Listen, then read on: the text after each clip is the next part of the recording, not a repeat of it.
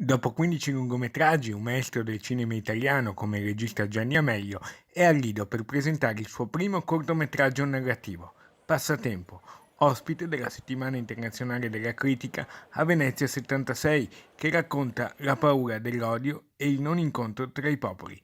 Amelio promuove subito la mostra di Venezia a pieni voti. Spero che sia degna delle mostre che ho visto gli anni scorsi, perché mi sono sembrate di alto livello, sia per quanto riguarda i film, sia per quanto riguarda le presenze, che quest'anno vedo più interessanti di prima.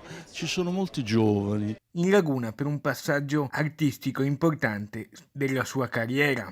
Racconto il non incontro, se vuoi, tra quello che si chiama terzo mondo e il nostro mondo, l'Occidente ricco, opulento, che respinge gli altri, che crea barriere, che chiude i porti, che alza i muri. Il regista è stato un pioniere nel raccontare attraverso il cinema il dramma dei migranti. Io penso tutto quello che ho già detto in un film che forse tu hai visto, che si chiama L'America, che è stato probabilmente il primo film che ha mostrato una nave sul mar Mediterraneo, una nave carica di migranti verso l'Italia, e il titolo era L'America senza l'apostrofo, perché tutti avevano la sensazione che l'Italia fosse veramente il regno della ricchezza, della possibilità di un riscatto dalla loro vita.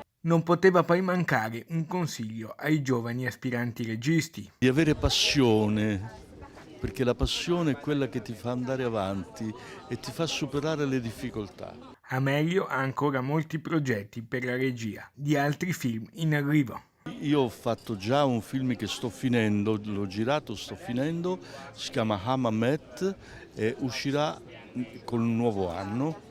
Poi ho tanti altri progetti ancora che però non ho. Per la mostra dell'anno prossimo. Non lo so, però lo vedremo l'anno prossimo.